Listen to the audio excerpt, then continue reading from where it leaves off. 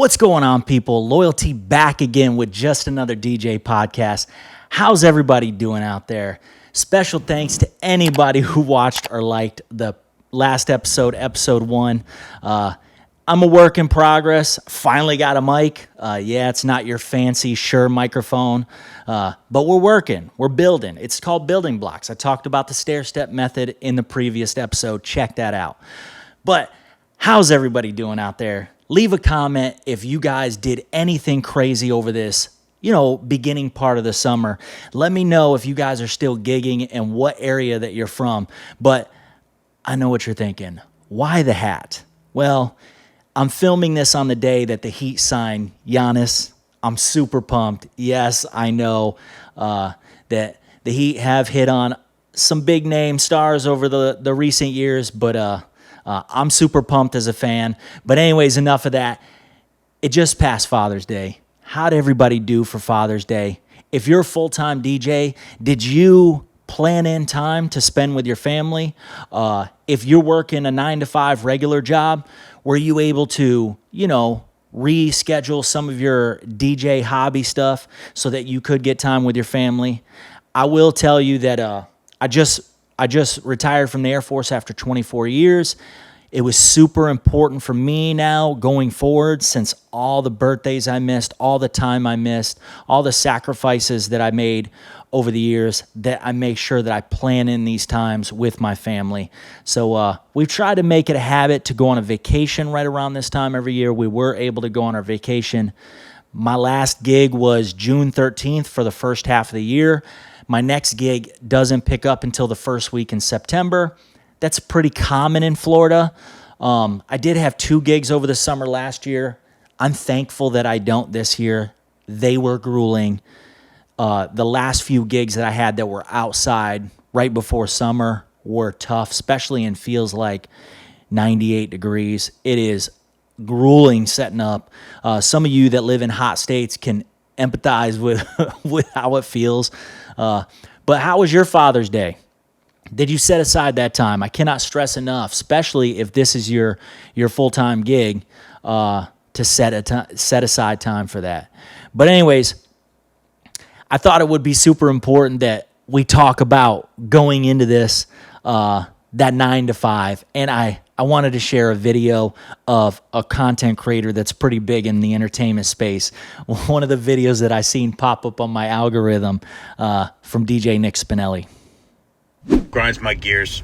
DJs that make posts like, everyone just sees the, packed dance floors and the glitz and glamour and the hands in the air and just me throwing these amazing parties, but they don't see that I stubbed my toe on the way in while loading in. Whatever that car is. It's a nice car. I argued with my wife before I went to a gig once, and I had to just swallow it and still throw a good party. Like, it's so tough being a DJ behind the scene. No, it's not. It's fine. It's a great job. Okay?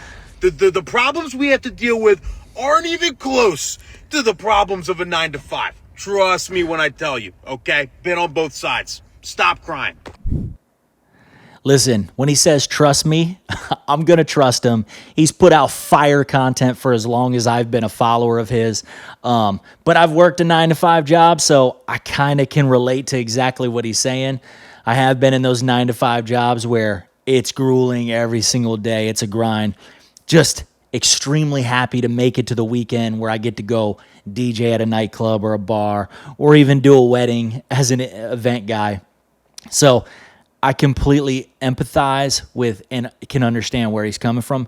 But I see that there's a lot more DJs now basically getting into DJing in high school, and this is almost their full-time job coming out.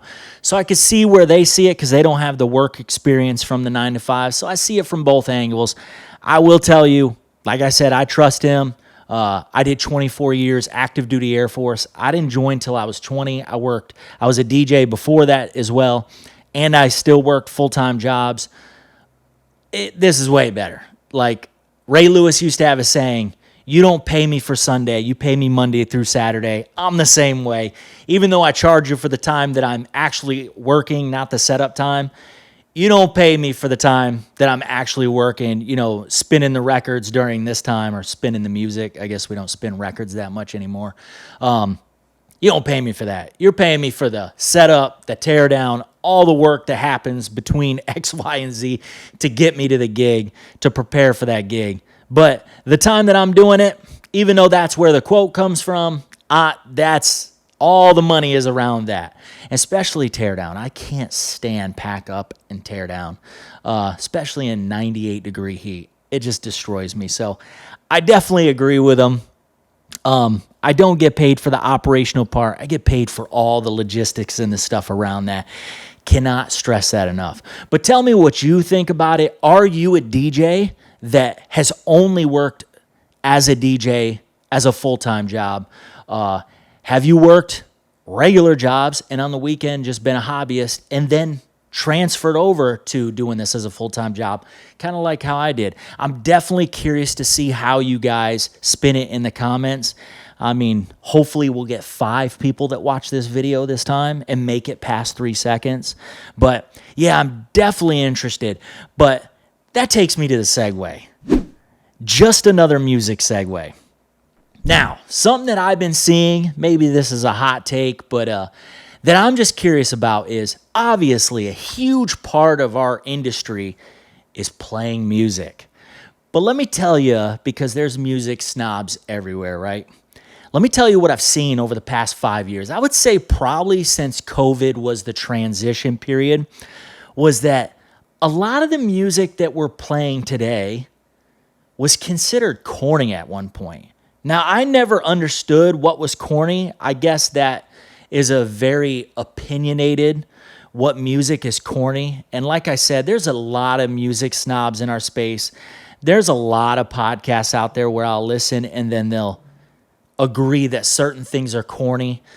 I just don't understand it. Music is music. So whether you play it or not, at the end of the day, it ultimately determines what your customer, client, whoever you're curating to finds corny.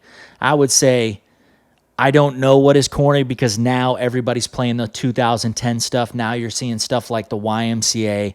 Line dances are still getting played out there. Not a big line dance guy, but I understand why a couple would want to hear it. But do me a favor. In the comments, you guys put your top 5 corniest songs today, according to today. If you want to put whatever the corniest songs were 5 to 10 years ago, just put a little comment right underneath those top 5 corny songs and put that you noticed that these used to be corny. I'm curious. I don't know what corny is. I know some of the songs that they used to call corny were probably Miley Cyrus's Party in the USA. I think that used to get called corny. I don't see that getting played as much anymore. I think I played it for the first time in a while at a event recently, but I don't see that getting played that often. I'm going to be honest with you. I don't think anything's corny. I think if the client wants to hear it, it's our job as a DJ to play it. That's just my personal opinion. There are things that I stay away from if they don't get requested or they're not on the must play list. I don't know if that's the double negative, but not a big line dance guy. I've overplayed them myself. I've heard them overplayed, especially being overseas in the Air Force. They got played all the time. So I'm not a big line dance guy, but I could definitely see, I'm curious to see in the comments your top 5 corny songs of today. A lot of haters out there, so I'd anticipate with the time that this is being recorded, Drake is the most popping thing out there. Probably a bunch of Drake people on there saying he's corny. I'm a big Drake fan, so I'm a Heat fan and a Drake fan. I'm going to take some heat for that, no pun intended. But yeah, definitely curious to see. I wanted to follow that up with not getting lists from couples. Now, I was cutting one of my latest gig logs. I think it was episode 4. It's not out yet. But the couple did not give me a playlist. Now, when I say playlist, I'm not talking about a must play or a do not playlist. I'm talking about sending me a Spotify, iTunes, or Tidal playlist. They didn't send one. I asked multiple times. They didn't send one. I think that it's super important to get all of the information that you can get about your couple or whatever event that you're doing. Because, yeah, sure, I've spent my years reading a dance floor, but I've also spent the years, I didn't travel as much as a lot of DJs outside of the Air Force. I had to find out in that market what was going on. So that's either going out to see other DJs play, trial by air myself playing in a market. But there's usually a niche for an area most of the time. Like obviously, Bay Area stuff from San Francisco isn't going to work as great in Tampa, Florida, where I live now. Just like the Tampa, Florida anthems, like Strizzo and other guys like that, probably aren't going to work as great out in the Bay Area. I don't know why I chose those places. Well, I know why I chose Tampa. I live, 45 minutes from Tampa. I live in Central Florida. But it's super important to get those lists because you don't know what your couple are really thinking when it comes to music. And I'll tell you what's happened to me recently over the last couple gigs. They didn't send me any type of list. Now, if I ever have a meeting with you, it doesn't matter if it's an intro meeting, a follow-up meeting, a 30-day out meeting, a final meeting, I am going to peel back the onion, curtain, whatever you want to say, about music from my couple. I'm going to ask. I ask every time. I want to know the gems. I want to know what you get in your car and that pops on and you're like, yo, I'm singing to that. Like my daughter, she's a Swiftie, even though she's in some weird 2-week era where she all of a sudden doesn't like Taylor Swift. No, I know she likes Taylor Swift because when I put it on or I play it in the background, she's singing. So I want to know those things about my couple. And sometimes they just won't give you lists. In fact, I think I'm on a run of the last 3 gigs that I DJ'd, I had no list, okay? And it really showed out in episode 4, even though you might not see it because it's a smaller wedding. But they did give me a must play list. Now, if your experience is like mine, I don't get a whole lot of songs on the must play. I think the most songs I've ever got on a must play was 27. And I know that because it's the most I've ever got. And this couple, I want to say, put about 15 or so songs on the must play. Now, all the songs that they put on that must play, with the exception of one, were fairly slow. So, like Jack Johnson, stuff like that. And I think I even say that in episode 4 of my gig log. But I told my couple leading up, I review these things that they send me. I review over their must play and go over it with them in the final meeting as well.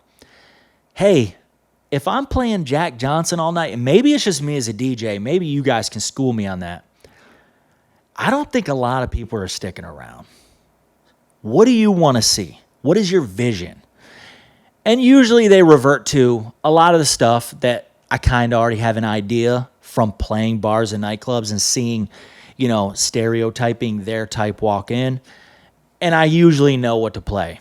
But although I'm probably going to hit on 75 to 80% of those songs, where those lists help is filling out that last 20, 25%. And when they don't supply anything and everything is slow on the must play list, and I think this couple didn't even give me a do not play. They said, we trust you, which is fine. I'm good with that. I'm good with being trusted. Then it kind of leads me to believe I got to do a lot of reading. And sometimes you're going to miss. And I do miss, and I share it in episode 4 of my gig log. I do miss on 2 songs. The one that I premiered in there was I was playing I Will Survive, one of my edits, and everybody walked off the dance floor. Now, if you had to ask me in the moment why everybody walked off the dance floor, and maybe I'm being a little biased to the way that I play, I think that we started them out real quick. Everybody was having fun, but they were trying to go to the bar, trying to get a little bit of cake, what have you. And then my biggest thing is I've been in that situation before where people leave the dance floor, especially if you've been in the bar and nightclub business and you need to cycle out your dance floor, ebbs and flows. You play bangers for 2-3 hours straight, you're going to tire out everybody in there.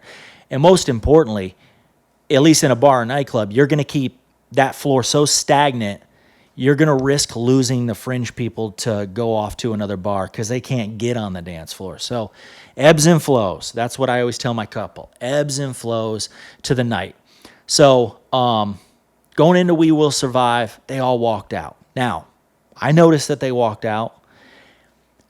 In most situations, I would say a lot of the younger DJs, they might, I don't want to say panic, but they might go, oh no, what do I do? For me, in that situation, I was like, Tony, the vibe is perfect. If you just keep the vibe and you behind the booth keep the energy, they're going to come back. And the video shows that. And although I do cut and use a lot of the certain spots in most of the songs, I usually keep them in an order of which I DJ them. Now, I don't share my entire playlist. That's not because I don't care that people get my playlist. I don't care about that.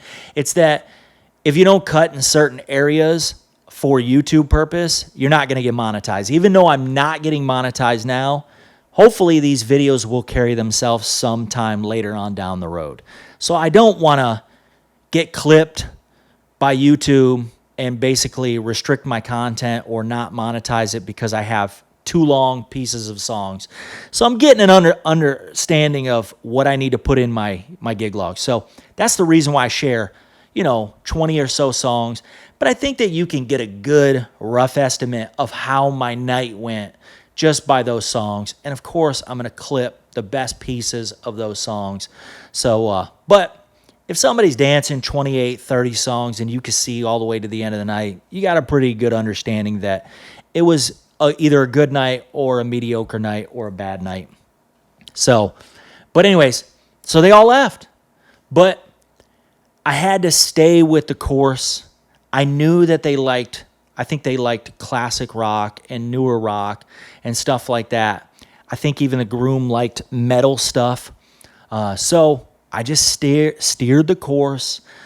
I kept the vibe going. That was super important. And ultimately, after 2 songs, they all came back.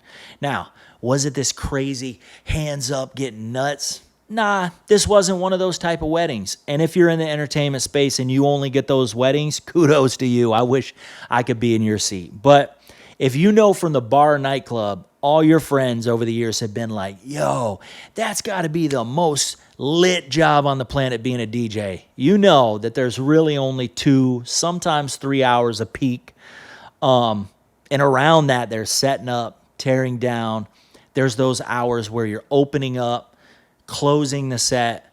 There's days that just don't hit, like if you got a DJ the day after New Year's Eve or the day after Halloween, they just don't hit. But then, yeah, you got your great days throughout the year. Everybody knows you could basically play nails on a chalkboard on Halloween and place is going to jump off. New Year's Eve, you could play Cotton Eye Joe. That's probably a good song to some people. And the place is going to jump off. You know what I'm saying? But for entertainment, I don't want to be sitting there for an hour trying to figure out my crowd. Give me a list. Give me what you think, what you guys want to hear. Make it easier to make your event even better and keep everybody on the dance floor. So at most of my gigs, at least, I'm not cycling out dance floors. I have to do ebbs and flows to keep you guys on the dance floor for an extended period of time and not burn your legs out. So give me that list. Let me know in the comments. Do you guys ask for lists? I know that I've seen podcasts talk about this sort of thing. I know a lot of guys like lists, but do not play lists. I'm impartial on both. I definitely don't focus on do not play lists. I put more of an emphasis on a must playlist and just lists in general than I do a do not playlist. But I do ask the couple for a do not playlist. It's in my workflow. It's the last page on my digital workflow. It says do not playlist. So I do ask for it. I just don't put a lot of emphasis on it. And here's the reason why. This is what I noticed when I started my entertainment company up. I used to say this. When you're filling out your do not playlist, you can put an artist or a song. And I used to give examples. I used to go, like, if you don't want the Cupid Shuffle, I kid you not, the Cupid Shuffle would land 100 on every do not playlist. because I gave him that idea. Now, at that point, I'm like, I'm good with that. You know what I mean? I don't like playing line dances all that much.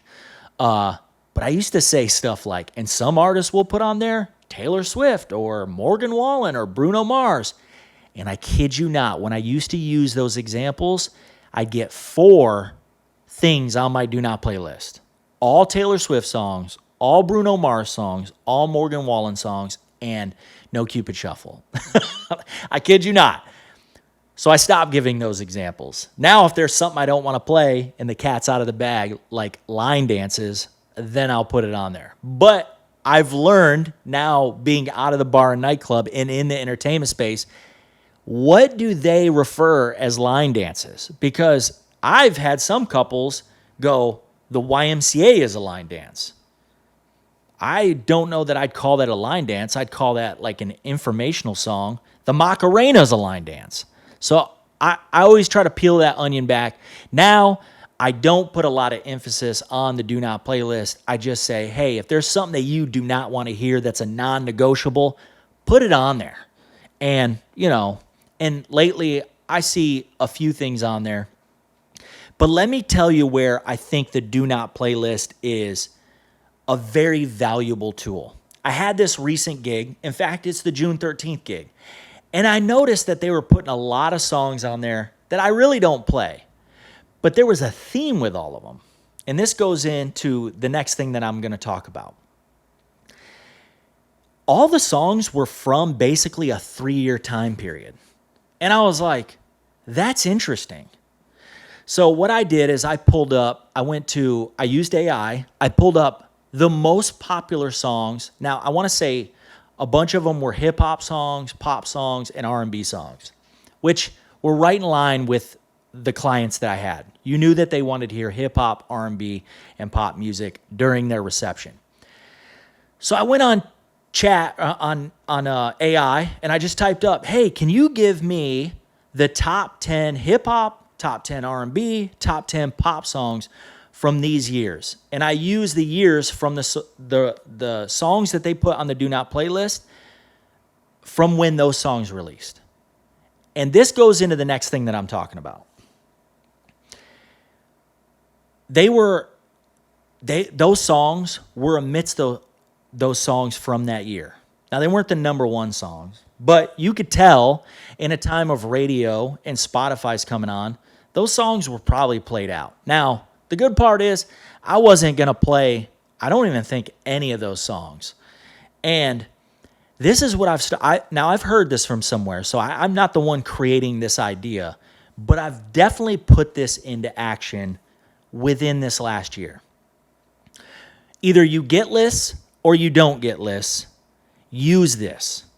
Find out the age of your couple. I always ask, their name is on the top of my workflow, and then in parentheses right behind their name is their age. And I know that you shouldn't ask a woman her age, but I usually front load that question with, it helps me find out the sweet spot of when you might have listened to music. Now, I heard this somewhere. I'm sorry if you're the one that created this information, and I can't cite you on it, but I heard it somewhere a long time ago, and I didn't start using it until recently.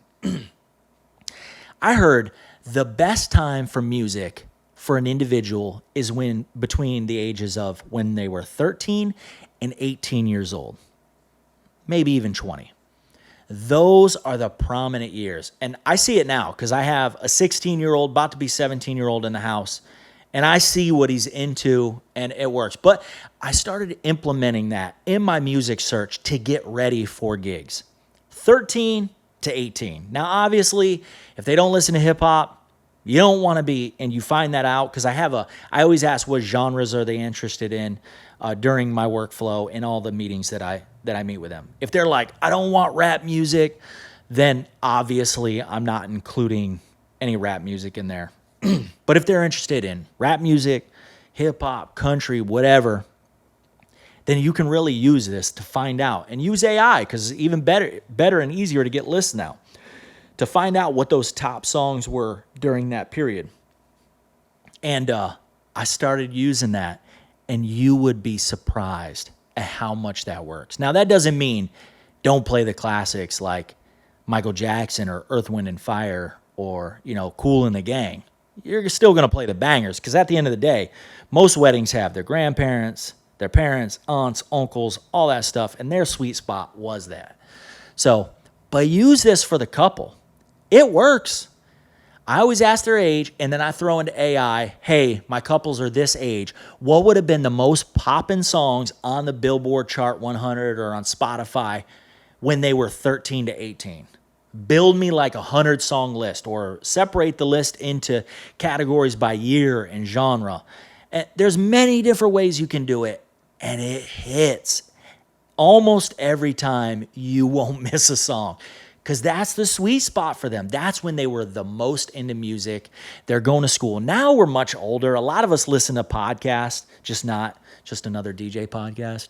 But use that. So that goes back to not getting lists. Now you have something to work with because most of the couples, that's the sweet spot for music. Even I go all the way to 20, but I'm just telling you what I heard from 13 to 18. So I always get their age.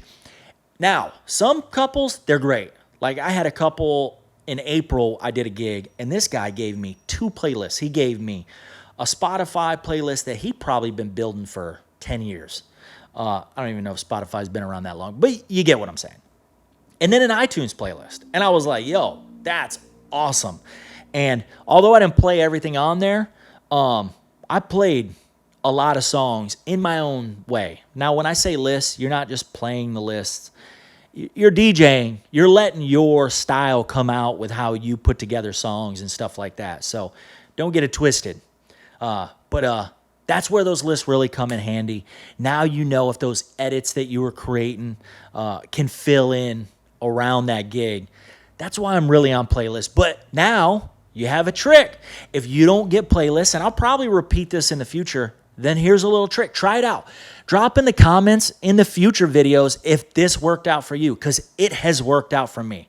In fact, I would say the majority of the time, if 9 out of 10 weddings I do this, it works. Well, that didn't make any sense. If out of 10 weddings I use this, it works 9 out of 10 weddings. Dead serious. As long as you're playing the genres that your couple are interested in. But if you're going to a country wedding and you're dropping the rap top 100, you read it wrong and you listened to me wrong. So definitely do that. Super works. But yeah. So, but anyways, every podcast, I really want to spotlight a DJ. Now, I know I'm spotlighting DJs that are much bigger than me. They will probably never watch this podcast or my channel. I'm good with that. I'm not sharing them and their information because I'm trying to get notoriety or clout. I'm sharing it because a lot of what they share has worked for me. And I cannot stress enough for the new DJs watching this, if you're not watching these podcasts, these videos, excuse me, these gig logs, you're doing a disservice to you and your company. You take tids and bits. I don't know what I'm saying. I had 2 cups of coffee leading up to this podcast, but dude, utilize some of this information. I shared my buddy Nate last week. I am DJ Fox. Check out his information. Guy has amazing information, but this next guy, huge guy in the space. I want to say he just went over 100,000 subs on YouTube. He shares so many gems in the entertainment space. He's been in it a long time, and that's DJ Nick Spinelli. If you're not following him or you live under a rock, and I'm not trying to make fun of you, maybe you're new to this space, you haven't started absorbing this content, but check this dude out. I'm going to share his socials in my description. I'm even put it on screen. Check this dude out. He has so many tips and tricks to use. You can even use them in the bar and nightclub space. If you haven't checked out at least a few of his videos, I know for me, the video that he has that I've watched 1,000 times, he has like a wedding ceremony setup. Now, I didn't use all of it, but he started using the QSC Touch Mix 8. I had to have it because I was running into issues with feedback on lapel, especially DJing that close to beaches in the state of Florida that I do, that I didn't know how to get rid of. It doesn't matter what you type in into chat, into Google, whatever. I couldn't figure out how to get rid of this feedback. And then I stumbled across his video, and he talks about the feedback wizard in there. Yo, that thing has been a game changer for me. Now, I didn't buy the mixer brand spanking new. I bought it used from a guy that was an hour from me that was selling it on Facebook Market. It looked like he bought it for, I want to say, his brother's band, a Filipino band, and they just weren't using it at all. So when I went over to check, you could tell that that thing had not been used, and I was able to negotiate it down to like $500. But when I got it home, yo, it's worth its weight in gold. That thing has helped me tremendously isolate and get rid of feedback, especially for the lapel mic. Super good. I can't stress that enough. I probably should be using it for this podcast because this mic is not a great mic. And even though this is a Shure mic, I'm probably popping all over this mic, but it is what it is. But yeah, check out Nick Spinelli's stuff. I know that on certain times he'll share his crates. Now he'll share his workflow. I have seen that in the past. I want to say that I bought one of his workflow either videos or package. It was like document content when I was first starting out in 2022. I cannot remember what I did for it, but I don't think that I implemented, but I'd have to assume that there was probably small, minute details in there that I thought, was relevant to my process. So yeah, the DJ business, everybody's always up in arms about stealing this and stealing that, but you don't have to basically run the blueprint on Nick Spinelli's business and steal that. I'm not saying that, but these guys give you tips and tricks that you can definitely use. Another one that I used of his is in one of his videos. I think he was sharing contents that were in his bag. The dude took out a paintbrush, and I'm like looking at the video like, what the heck am I going to do with a paintbrush? And he was dusting off his gear. I cannot tell you. I have implemented that. I have that at home, in my content corner, on my turntables. I have that in my gig bag. You've seen it in one of my gig logs. I want to say it was episode 2. It's unbelievable. In fact, my son went with me to one of my gigs recently. He was like, why do you got a paintbrush? And I was like, watch this. Especially if you're doing cold sparks or you're doing anything that gets dust all over your stuff. Man, that paintbrush, super good. What is it? Like $1 investment, and it just keeps your stuff clean. It doesn't get the fingerprints off, but it keeps your stuff clean. You get your laptop out, you dust it off, especially if you're on a beach during a ceremony. And then you're inside for a reception, and say that you got to bring over, like I love to bring over my EV Everse 8s all the time. Cannot tell you, man, that paintbrush has been instrumental in a small way, but I picked it up from one of his videos. The guy is an industry standard, a staple in the industry. I definitely challenge you to check out his videos. And if you don't like them, it is what it is. Everybody isn't meant for everybody. I seen something somewhere where the approval rating these days on everybody is 60-40. For every 60 people that do like somebody, there's 40 people that don't. We're not meant for everybody. So, but DJ Spotlight, DJ Nick Spinelli, I really do want to be in this spot where we don't hate on other DJs. There's so much hate on the DJ community, especially when it comes to pricing yourself, which I'll probably get into later on in this podcast series. But yeah, DJ Nick Spinelli, check that dude out, man. Tell him I'm a big fan. Who knows? Maybe we'll get up to 100 followers one day or 100 viewers, and we'll try our best to reach out and have the guy on. Who knows? You never know. But anyways, I wanted to close out this week's podcast, episode 2, by the way, with go and check out my gig log episode 3. By this point, it's already out on YouTube. My gig logs have been taken off. Now, when I say taken off, I'm not like getting 10,000 hits. I'm getting 1,000 here, 2,000. You got to start somewhere, right? Like I said, just recently I went over 500 subs. I'm new. I'm not trying to be the next Joe Rogan. I'm just trying to pay it forward with all the stuff that people shared with me. I think that I can contribute in the DJ spot. So go and check out my latest gig log, episode 3. You'll see in there something crazy happens. One of my lights gets knocked off the totem. I'm definitely curious to see what you guys would think in the comments about how that would go. See my reaction. See how I act in the minute or in the moment. I definitely would say I don't plan to get for those things to happen, but I will say all of the experience that I've had throughout my years DJing, whether it be private events or out in the entertainment space, be it bars, nightclubs, all that stuff, corporate gigs, has prepared me for those moments. Because if you haven't ran into those moments, I think I say in the video, if it can happen, eventually it will happen. I cannot stress that enough. So if it can happen, it will happen. Even recently, I was DJing on the beach, and I don't know how many of you DJs that are watching this have ever DJed on the beach, but all of my mics are UHF. I'm pretty sure a lot of these boats that are crossing also use UHF. So the Shure mics I know about, but if you're finding a frequency on your Shure mics that during the time that you're trying to find it works, and then all of a sudden halfway into your gig, it's being used by somebody else because a boat entered the area. Maybe I'm wrong, but I had that recently happen to me. And I had a mic. The groom's father had it. He was doing a toast. And for the first time ever, a $1,000 mic system, which I don't know about you, but that's expensive for a mic system. I was getting dropouts. Now, thankfully, I have been in that situation before because I used to have crummy mic system. They gave dropouts all the time.